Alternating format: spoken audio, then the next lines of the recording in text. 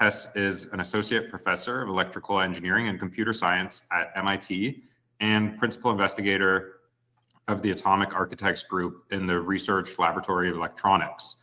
Her research sits at the intersection of physics, geometry, and machine learning, where she develops algorithms that embed physical and geometric structures into AI systems to model and design molecules, materials, and other physical systems. Tess is a 2025 AI 2050 Early Career Fellow of Schmidt Sciences and a recipient of the Air Force Office of Scientific Research Young Investigator Research Program Award. Before joining the MIT faculty, she was the Alvarez Postdoc Fellow in Computer Science at the Lawrence Berkeley National Lab and a software engineering intern at Google Accelerated Science, where she co-developed the first Euclidean symmetry equivariant neural networks, architectures which naturally handle 3D geometry and geometric tensor data. She earned her BS in physics from MIT and her PhD from the University of California, Berkeley. Today, Tess is going to be giving us a talk titled Vignettes from Machine Learning in the Atomistic Sciences. So please join me in giving a warm welcome to Tess. Thank you so much for the introduction, Daniel. It's great to be here. I'm excited to be able to present some of my group's work to you, and also really excited to have a conversation regarding topics of how we make AI useful for the variety of things we do in the physical sciences. Today, I'll be focusing on the atomistic sciences, since that's a primary focus of my research group, but I'm hoping that in these specific stories, there'll be kind of general threads that are maybe useful or interesting to discuss kind of in a broader context. That being said, again, as Daniel said, I would love to answer any questions that come up. My goal here is to be understood. And if anything I'm saying is unclear, I would love to try and clarify that. So without further ado, let's get on with these vignettes. So first, maybe some outline of where we're going. So one thing I want to discuss is how do we build the context of data into neural networks? And I'll give some very specific examples of that. And then I'll motivate or use that to motivate why we might want to build Euclidean symmetry, which is the symmetry of 3D space. So rotations, translations, and mirrors and inversion into neural networks if we're going to operate on 3D data. And then some applications of these types of networks in the atomistic sciences, focusing on interatomic potentials, which is a really active area of research right now, and then touch a little bit upon generative modeling. So without further ado, let's get going. Oh, sorry, I always love to give my takeaways in the beginning. I forgot that I added this. So at a high level, one thing that I want to convey is that building the context of your data into your learned model can come with a variety of complications, such as computational overhead and consequences on the ease of optimization. But it can improve generalization data efficiency and give rigorous guarantees. So this is certainly not like a one size fits all sort of thing, but I think it's a really interesting thing to study as to sort of when we're making these trade-offs of what to build in and what to have learned, and maybe even how to have a dialogue between those two different styles of learning. So maybe the constrained models can help us inform for what to look at unconstrained models for, what properties do we want them to ultimately have to show that they've learned something we care about. Let's get a little bit more concrete.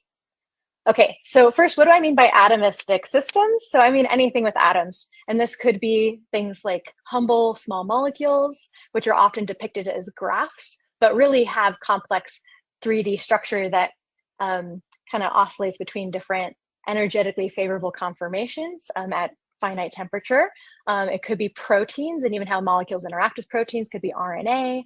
It could be catalytic surfaces where you have some sort of slab of atoms, and then you have a molecule coming in to interact to facilitate a chemical reaction. It could be little nanoclusters. It could be kind of these beautiful long-range order crystalline systems, which may have exotic magnetic properties, or maybe they mix inorganic kind of transition metals with more like organic molecules, or things that have exotic types of magnetism. So these are all atomistic systems. So this is a very general label for just things with atoms. Okay, so from a computational theory perspective, that's where my PhD is computational condensed matter theory. So I'm going to say with traditional techniques, which has a big asterisk on there, we can take atomistic structures and calculate their properties using quantum theory and supercomputers. Now, there's a lot of caveats here, like such as the systems aren't too big, we don't need to simulate for long periods of time, we're happy with a certain level of accuracy, so there's certainly a lot of caveats here.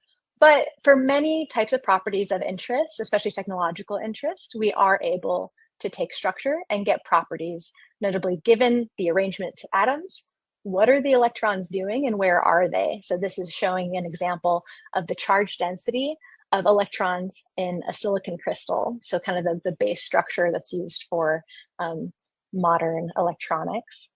And then we can ask questions like, would this be a good material for things like photovoltaics, quantum computing, energy storage? So the catch here is that these calculations are powerful, but computationally expensive. So enter machine learning. What would we like machine learning to help us with? We'd like for it to help us speed up these calculations as sort of an accelerator surrogate model. We would like it to be able to dream up new structures that we might want to test for their viability for particular applications. We also want to do inverse design. If I have a particular target in mind, certain properties I want to achieve for particular applications, we want to be able to do inverse design. And the part that I'm most excited about is that we actually would like to learn a map between structure and properties, organizing these relationships, and also maybe telling us, where is there a missing hole in our map? Where are there dragons to be seen? But this comes up with a bunch of key challenges, which is, how do we even represent this problem to a computer? So how do we represent atomic structures to machine learning methods in this context? And how does this inform what assumptions we might want built into our model? So we'll go kind of delve a little bit into the key challenges question and how we might do this, talk about applications, and along the way, we'll see maybe some unexpected lessons, which are consequences of building in these assumptions. So I'll pause there really quick for any potential questions that come up. Yeah, and I'm happy to call on people. If you don't know where the raise hand button is as well, in the top right, there are 3 dots. If you click that, then you can raise your hand with that function. Maybe we'll wait 10, 15 more seconds. Tess, I don't see any hands up. So I think it's safe for you to keep rolling. Super, okay. So that's sort of the first kind of, just a taste of motivation from the perspective of computational atomistic physics. Okay, now let's kind of look at this from the neural network side. So why would we care at all about our data context if we're going to use, universal learners, very expressive functions?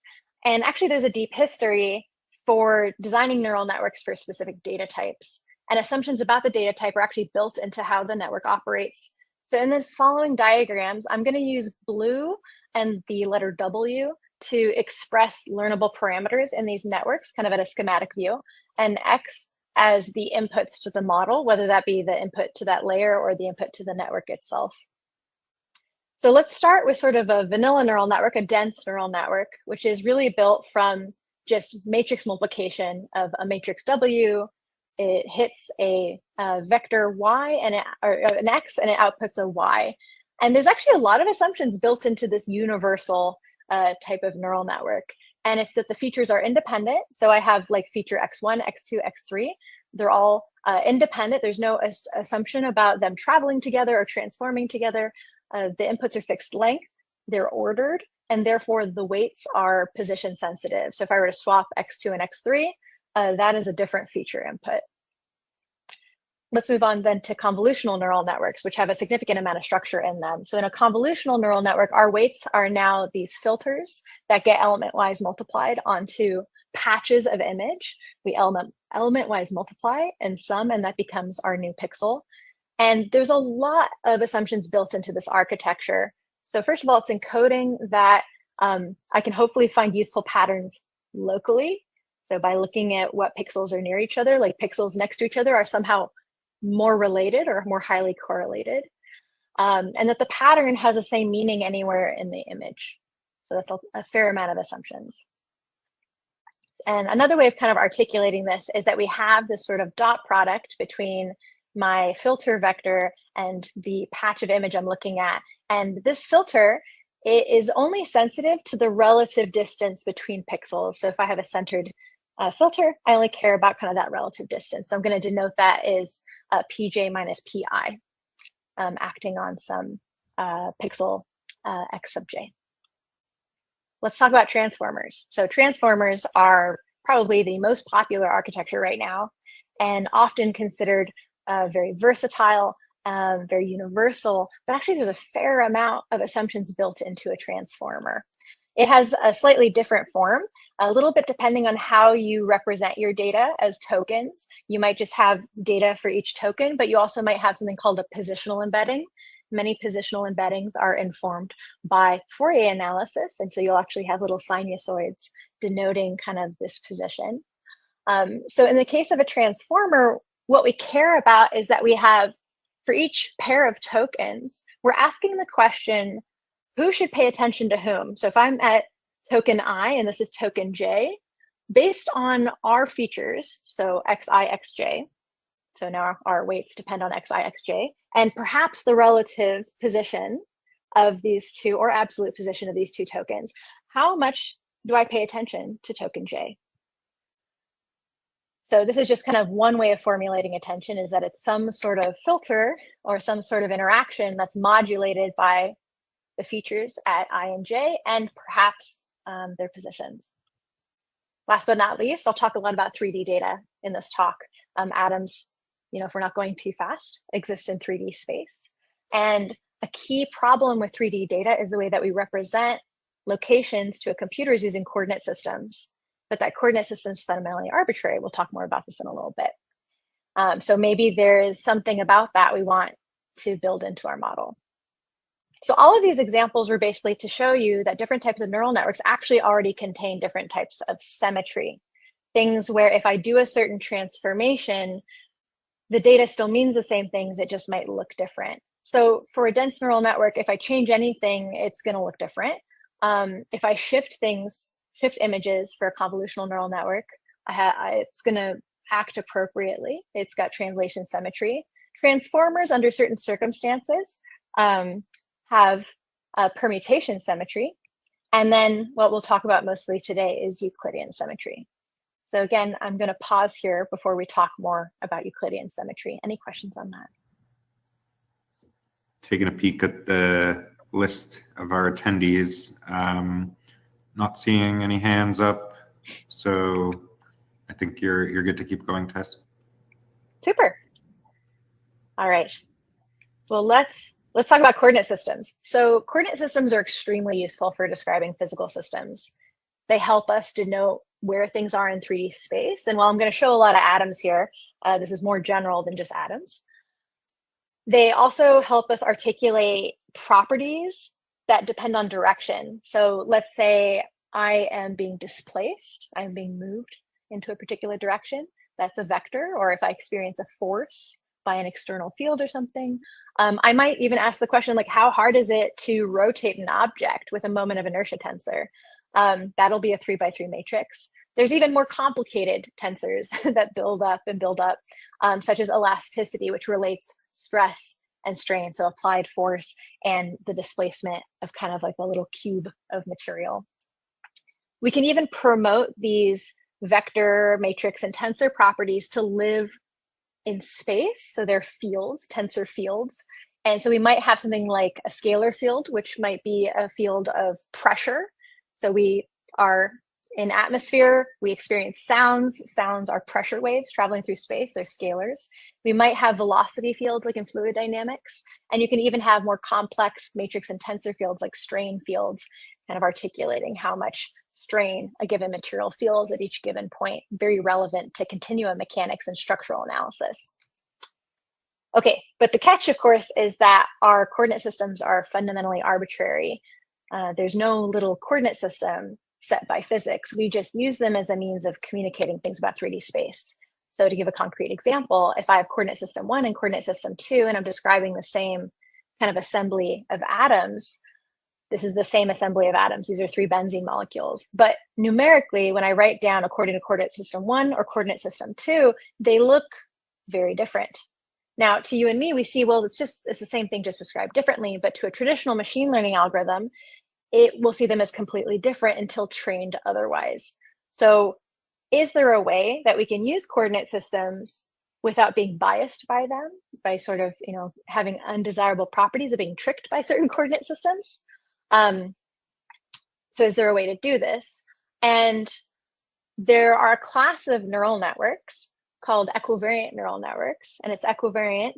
It means a very particular property that the model has. So that model, if it is equivariant, in this case to 3D rotations and translations and mirrors, which is the 3D Euclidean group, or E3, what it basically means is it's not going to be fooled by this change of coordinate system. It's going to see 1 and 2 as the same system described differently, even without training. And that's the key thing. It's actually built into the very structure of the neural network.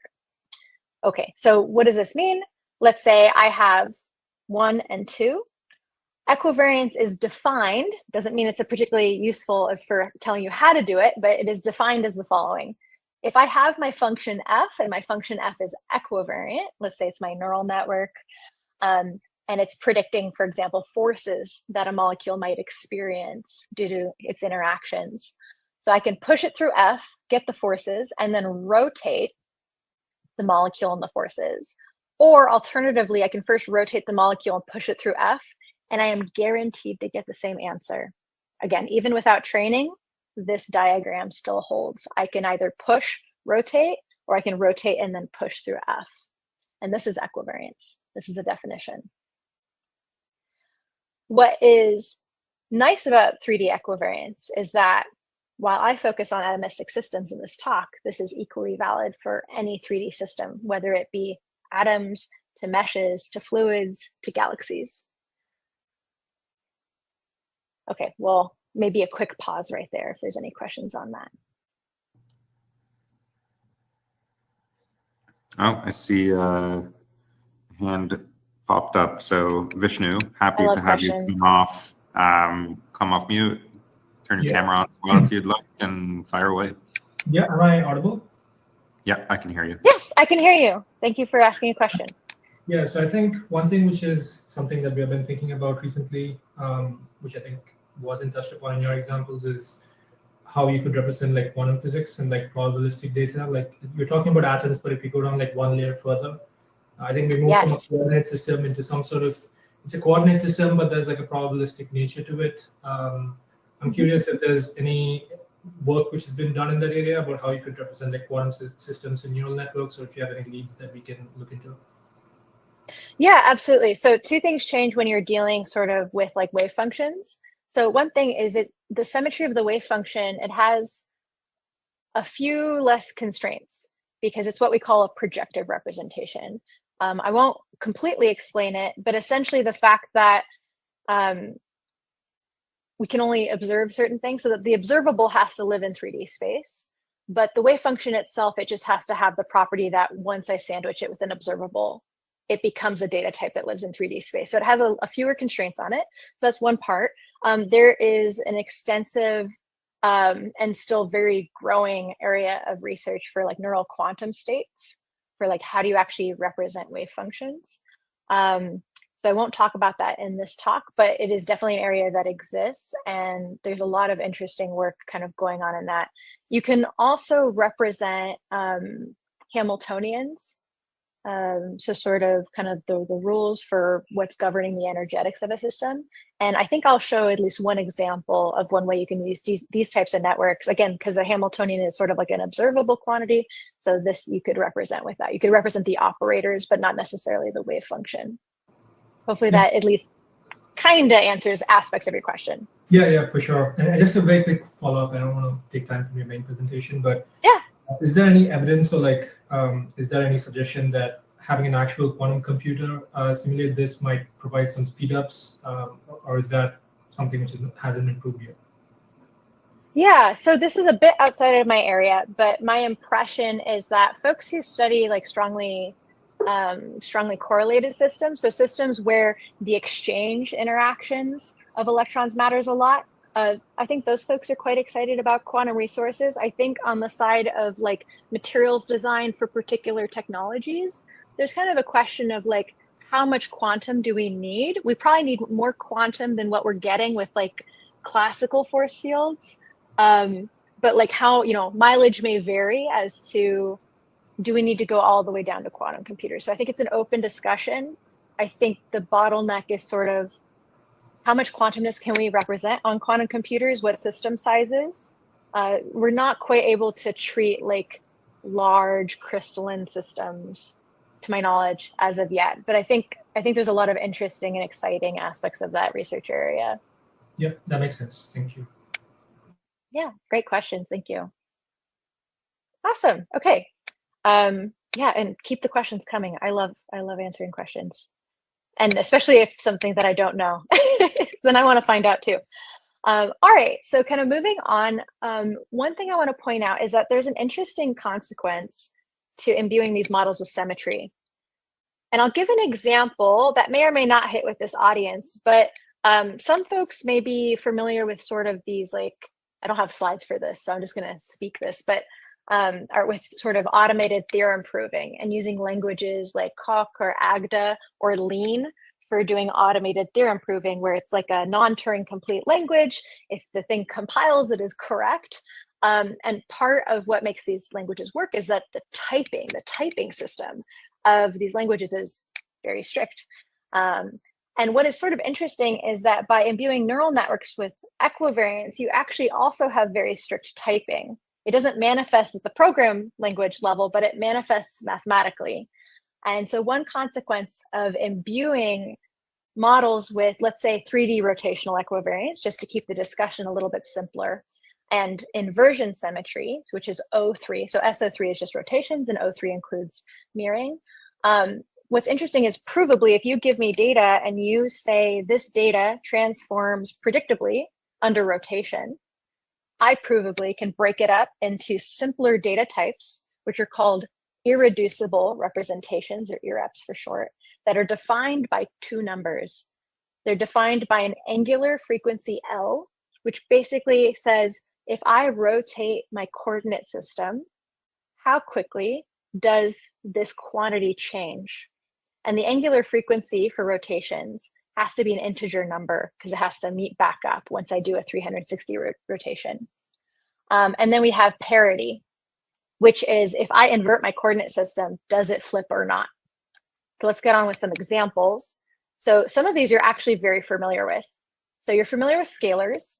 If I have a picture of a rabbit, I can rotate that image, I can mirror that image, it's still a picture of a rabbit. So that classification label is a scalar. However, there's also an odd parity version of a scalar called a pseudoscalar, which is if I have a picture of a right hand and I apply a mirror, it becomes a left hand. So this is no longer just a scalar, it's a pseudoscalar because it flips from left or from right to left under parity, under inversion or mirroring.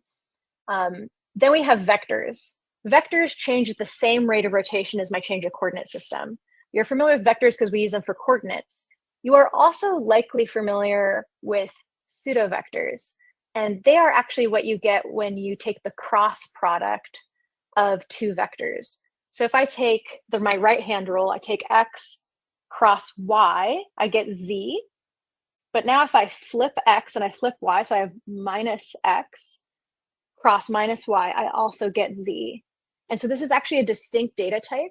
And if you don't get the typing right when you're doing a training problem, it actually won't train. It'll tell you, excuse me, you did it wrong. You need to actually put in your data types correctly. So I find this really fascinating. I won't go into a lot of examples of how this manifests, but this is something that we've seen again and again as we use these networks, that it often teaches us to better articulate the problem. I'll pause here for any questions because I think it's an interesting point and it's also a confusing one.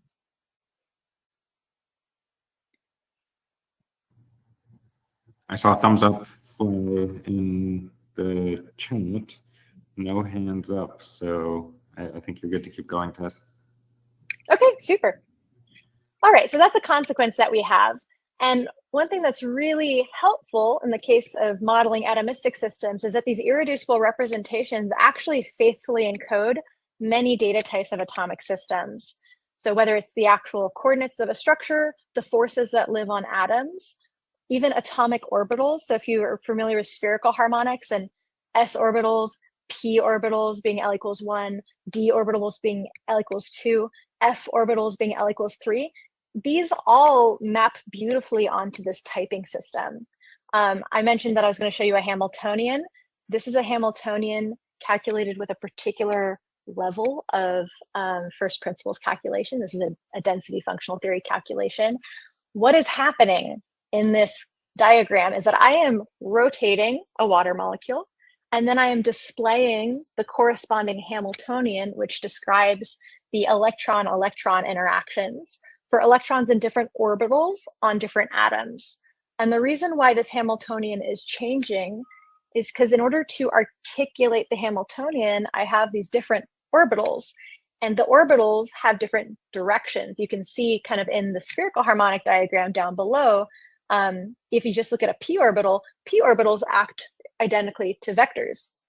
So if I change my direction of my water molecule, the interactions are also going to change in that coordinate system. And what's nice is that if I'm using a model with equivariance, to the model, a single snapshot of this is all you need to see to be able to generalize to any other rotation. Another example for folks who may be familiar with different types of spectroscopy, which is basically I take a system, I shine light on it, and I get either a response or the system eats the light, which is a signal in itself. Atoms vibrate. And the way that they vibrate, there's different vibrations that take more or less energy. And depending on the patterns of those vibrations, you can actually determine whether or not you'll be able to see that vibrational mode excited by incoming light, depending on your experimental setup. So there's a lot of symmetry that actually goes into spectroscopy, and it's a nice consequence of these models that we can really cleanly articulate vibrational modes and other types of spectroscopic quantities with these irreducible representations. So I'm going to go on, but if you have a question on this, please feel free to put it in the chat or to raise your hand, and I'll listen for Daniel. Okay, I think I'm just going to touch upon this very briefly, but one thing that does change in these models is how we do multiplication. This isn't the best slide for it, but one thing I do want to say is you have to ask the question, now that I have these data types, how do I multiply them? I can't do scalar multiplication. I now have these data types and I have to do something more complicated. So if I have like a p orbital times a p orbital, like a vector times a vector, the most general way to multiply them is an outer product. But what's interesting is that that product is no longer an irrep. It actually can break up into several little irreps. And so what you get when you take p orbital times p orbital and you decompose it back into irreps, you get a scalar from the dot product. You get a pseudo vector from the cross product. And you get what's left over, which is a 5-dimensional symmetric traceless object, which transforms like a d orbital. So as you can see, the math that's kind of in the network is what's supporting making sure that we're typing everything correctly. So I'll pause there for a second in case there's any questions. This is just to give you a taste of how this works. It's not really to explain exactly how it works.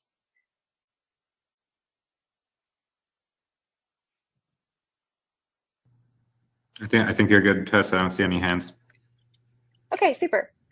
Let's go to applications. So overall, Euclidean neural networks have been used to build data efficient and scalable models of physical processes, such as like predicting forces, vibrational modes, charge densities. Again, that's going to be where are the electrons at given where the nuclei are. Hamiltonians, that kind of description of electron interactions with the rotating water molecule. They've also been used to manipulate geometry, because we're not really like compressing it into any particular representation. We're maintaining the geometry, and so we can manipulate it in a very natural way. And so I'll show some examples of that. The first use case of these types of models in atomistic sciences and AI generally has been machine learned interatomic potentials, or MLIPs for short. And what's done here is that you have those expensive quantum mechanical calculations done on supercomputers, typically done at the level of density functional theory. There's a whole trade-off between like how accurate versus how time consuming, and DFT is in the sweet spot where we can calculate fairly large systems fairly accurately, and it doesn't take the age of the universe. So we have data on this, but it does take a lot of compute hours to do it. And this is sort of the zoom part of the previous intro diagram. So what we would want is that given atomic coordinates, we want a surrogate model that can predict the energy of this configuration of atoms. But oftentimes what we ultimately want is we want to know what's the force that each of these atoms experience. And all this data is contained in a DFT calculation, this and much more. One thing that's really nice about doing this in an auto differentiation framework is that to get forces from energy, you just take the derivative of the energy with respect to the positions. And so this is a very natural thing to do in TensorFlow or PyTorch or any other beloved deep learning framework. And you can just do a double backprop in order to train this model. And you can train on both energy and forces, and even do another derivative to train on vibrational data. And there's been a lot of growing work in this area, some of which with collaborators, some of it from my group, and most of it from many, many other groups that are not listed exhaustively here. But things like NQUIP, Allegro, MACE, TorchMD, these are all equivariant neural networks that are used for machine learned interatomic potentials. Within my group, we built and with our wonderful collaborators at Meta, Abhishek and Brandon, we built a equivariant transformer model. So we translated the attention mechanism of a traditional transformer. We translated it into an equivariant setting. And by carefully doing so, and also paying attention to things like normalization and all those types of details, we ended up with a model that performed really well on a variety of data sets. In particular, we tested it on the Open Catalyst data set, both 2020 and 2022, and then the Open Direct Air Capture data set. And this model just performs really well. It's a pretty big model. There are many other models at this point because this is a somewhat old paper in MLIP land. But it just goes to show that you can take methods that are working well in other disciplines like natural language and computer vision, and you can translate them into an equivariant setting and see big gains. Another thing, just as important as architecture, is actually how you train. So a big benefit, or many benefits have been seen from doing self-supervised learning, so kind of eking out the most you can from your data by coming up with auxiliary tasks that allow you to use your same data for the model to like learn better representations. And one of these is denoising. I mean, we see denoising in diffusion and other types of models. So in the case of interatomic potentials, what we want to do is we want to predict forces from different atomic configurations. How would you turn this into a denoising task? If your structure doesn't have any forces on it, well, then you can like distort it and then have it learn to put the atoms back. That's one denoising process. But how do we do denoising when fundamentally my atomic structure has non-trivial forces? And so we came up with this is also with wonderful folks at Meta, we came up with a way for doing a self-supervised task for molecules with forces. So the way that we go about doing this is we take a group of atoms. They have, they either have no force label or they have a force label. So if we've distorted an atom at a place, we say, okay, we distorted you. Put yourself back in the position where you would have this force. So we're trying to tell it, and we can't distort it too far because this becomes an ill-posed problem. But essentially, we distort certain atoms, we tell it what force it should have, and then those atoms learn to displace themselves back to where they should have that force. And any atom that wasn't disturbed is just supposed to predict its force. And the TLDR of all this is that with this type of denoising, we're able to reach better accuracy at half the training time. And so that's like a nice win. So these types of architectural details and these types of training details do matter a lot in the sciences. As much as we kind of wish that they didn't, engineering matters a whole bunch for these types of applications. Okay, Looking at the time, I think we're good on time.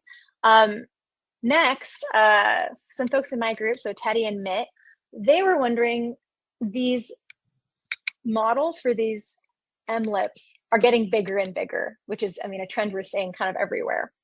But this kind of gets unfun when you're a PhD student and you want to play around with different systems, you want to retrain things, you want to see, like, we still haven't really converged on like what is the best architecture for these types of things. And so they were asking, is there a way that we can build sort of a universal interatomic potential that is small enough to be trained by a grad student so that we can still be kind of playful? Is there a way that we can do better engineering to get a smaller model that's useful enough to do research with and to explore ideas? And so what they did is that they took an equip style model. That's one of the first logos that I showed on a few slides back. So they took a version of equip and they modified it slightly. And they were able to build a model that had significantly fewer parameters. So like one of the top line models is ESEN from Meta, and that has about 30 million parameters as a universal model. Or sorry, this is for a particular data set. So 30 million compared to just under 1 million. So substantially smaller, not hugely smaller, but substantially.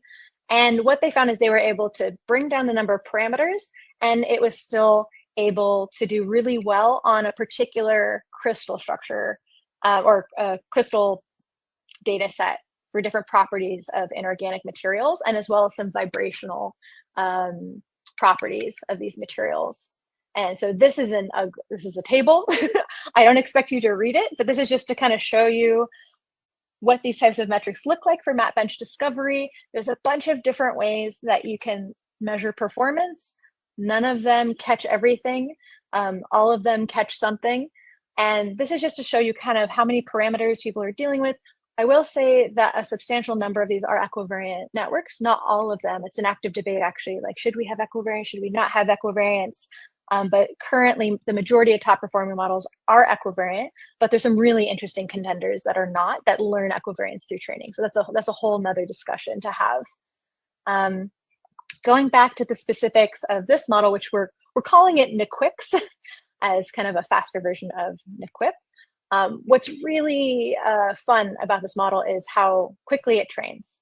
So compared to some of the other models that are on the board, it trains at less than 5% of the cost. And part of that is doing faster inference and making smart use of torch.compile. And then for some of our vibrational mode stuff, we actually will go back to JAX because it has some better autodiff properties for second order things. So just to say that, like, yes, you can use better engineering to get smaller models that have comparable performance to some of the bigger models. This is just some pretty pictures showing that, in fact, you can do kind of stable relaxations of structures or stable molecular dynamics with NEQUIX. I'm just going to flash this slide. Feel free to ask me more about this, but there's a lot of other little details that were needed in order to make this work, including trying muon, which has had a lot of success in natural language. Turns out it's also useful here if you do a particular type of scaling of your data. And there's also some interesting work that people are doing in kernels for the types of equivariant operations that we use that are a bit non-standard. Okay, this is the last slide for machine learned interatomic potentials. And then I'll talk a little bit about some generative modeling stuff, and then I'm going to wrap up. So this is a paper put out by Yuqing, Mitt, and Amaya in my group. And as I alluded to earlier, the way that we multiply things in equivariant neural networks is a bit different. And this diagram is to show you, naively, this operation looks really scary. So what I have in here is I have input 1, which is X, input 2, which is Y, and then I have this output Z. And in order to make sure that symmetry is obeyed, you have to contract the inputs with this big tensor called a Clebsch-Gordon tensor. Here we're showing it as dense, but actually it has a lot of structured sparsity, but not sparse enough that like generic sparse tensor packages are effective. So it's a very interesting operation, mathematically quite rich, not well GPU optimized. And this is the most general version of the operation. There's actually a lot of math involved for what parts do you have to do to maintain symmetry, and what parts do you, what can you leave out? That's a whole separate discussion. But naively, this looks terrible because it preserves dimension. So that's going to eat up your memory really quick. And it did in a lot of our earlier implementations of these things called tensor products. So these are tensor product decompositions. So 2 inputs, 2 IRAP inputs, 2 IRAP outputs. So there's a lot of discussion in the field of equivariant models as to what can we replace this naive operation with. And there's been some interesting proposals. One of them is Gantt tensor product, which essentially takes this operation, and instead of doing it with a Clebsch-Gordon tensor, you do it in real space by projecting onto the sphere. So that's a very interesting operation. And then there's this matrix tensor product, which you take your IRAPs, you map it to some other space that's still equivariant, and you actually do matrix multiplication, which is totally allowed by the math of symmetry. And then you project back to some other representation. What is interesting about these 2 approaches is that in this paper, what we do is we basically figure out that all of these 2 approaches, for example, they're all doing the same thing. They're just dropping out which interactions they're doing. So they're actually either implicitly or explicitly dropping out sub-interactions within the tensor products. So in the case of like p orbital times p orbital, there were like 3 outputs. Imagine that some of these methods are just dropping some of those outputs entirely. And that's kind of what's happening here.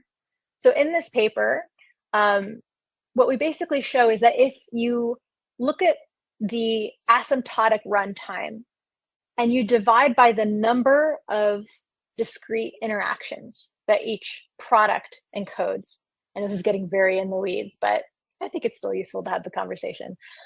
So if you take the runtime and you divide by the number of interactions, asymptotically, these operations are pretty much the same.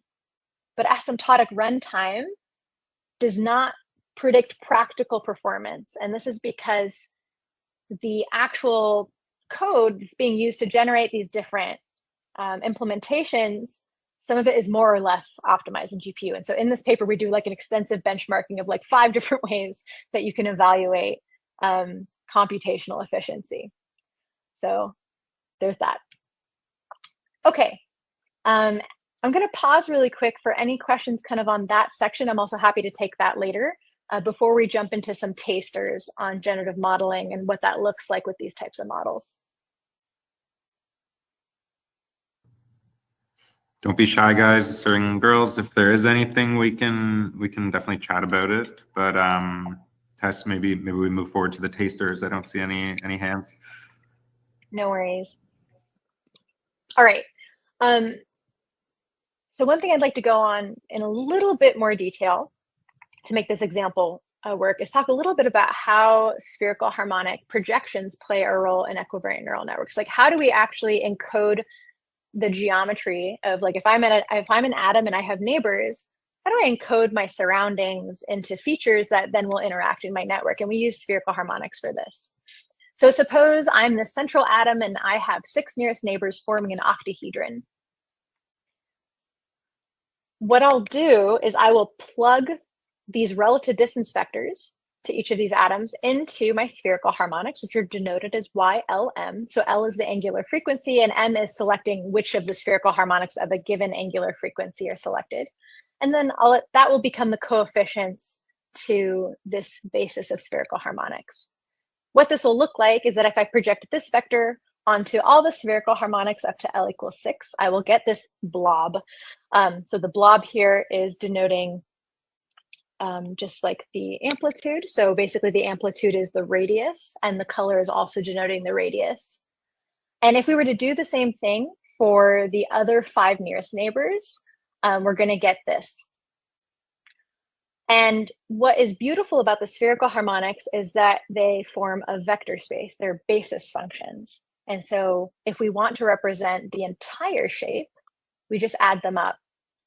So I take the coefficients from atom 1, 2, 3, all the way to 6, and I just sum them up.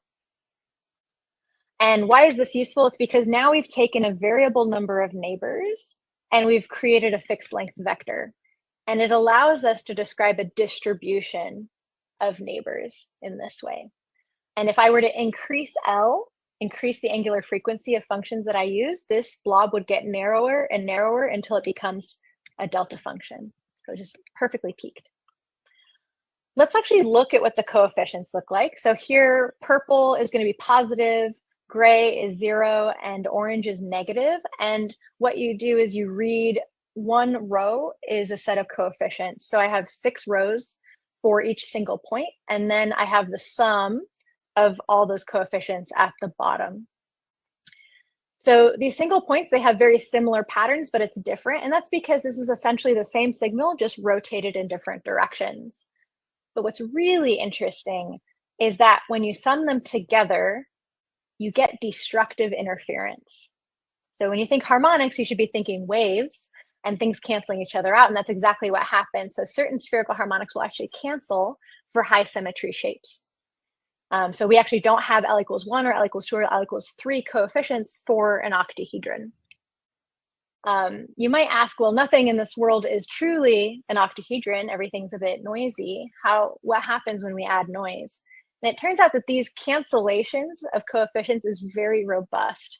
So if I have no noise versus so the distance between the center atom and the nearest neighbor is 1. So if we do like a 1% distortion, a 3%, a 10% distortion, what you can see is that these low frequency components, you'll start getting some once you've done a 10% distortion, which is pretty severe. But before that, it's still pretty much 0. So you get these cancellations, and that's fairly robust. And that's another one of these kind of consequences of equivariance in the network, is that you'll get a cancellation of certain signals. So in practice, what this does is it informs that we may want to keep up to L equals 4 features in our network. I also like to point out that we're used to thinking of something having symmetry or not, but really from a mathematical perspective, it's really a continuum. It's like, how much cancellation do you have? Because even if you have a little bit of noise, you'll still get the cancellations. Okay, so those are spherical harmonics. And the reason why I bring them up is that we have a autoregressive model that generates molecules, and it uses spherical harmonics to do that generation. It's called Symphony. Symphony generates molecules 1 atom at a time. But the way that it does each step is that it breaks it into several predictions. So I'll start with a fragment of a molecule that I want to build. The atoms will vote for who gets a new neighbor. Then that atom will vote for what type of neighbor it gets. In this case, it's going to get a hydrogen. Then we have to predict the distribution of possible positions where that hydrogen can be and have the molecule be happy. And then we sample that position. The way that we articulate that distribution efficiently is using spherical harmonics. There's some additional tricks there, but the base representation that we use is spherical harmonics. And again, this is a natural data type for these types of networks. One of the consequences of this is that even if, for example, I only showed it how to build the molecule in a particular way, like the top path, it's guaranteed to generate the atom by the bottom path with equal probability. So again, different ways that you articulate the problem with an equivariant network, and then certain guarantees you come out. Last but not least, this is sort of an active area of research. This is with Joe Jacobson's group at the MIT Media Lab. And Alan Costa, he is graduating. So congrats to Alan, just defended his PhD. So this is a model that is coarsening protein structure and learning a latent representation, where basically we take the backbone of the protein. So each protein has like residues, and inside that residue, there's an alpha carbon. And we're taking the protein and we're coarsening along the alpha carbon. So let's say 3 alpha carbons get squished into one atom, and then we do that process again. So we do coarsening such that the latent feature, it has no geometry. There's no points in space, but it has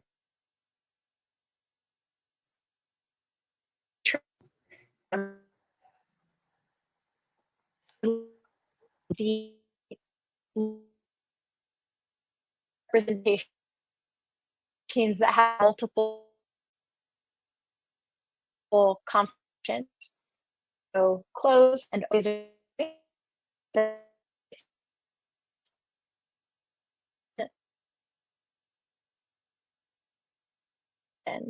even though it Hey, wasn't trained, Tess, I don't mean to interrupt. Seems like there's a she connectivity gives me issue.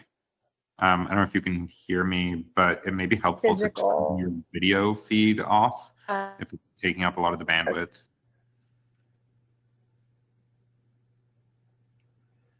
oh,